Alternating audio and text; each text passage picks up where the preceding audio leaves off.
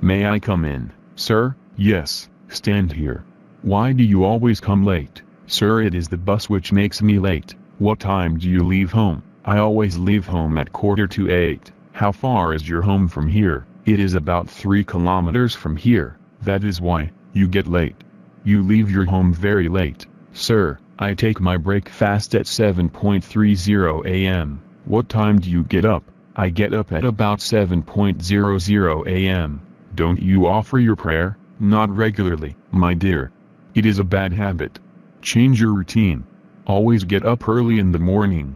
Offer your prayers and go for a morning walk. Sir, there is no park near our home. No problem. You can walk along the street in the morning time. Take breakfast at right time and then leave for school. You are right, sir. From tomorrow, I shall never be late. Good. One thing more, keep in mind.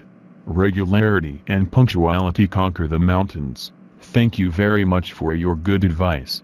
Can I sit now, sir? Oh yes, of course. Okay, sit down there.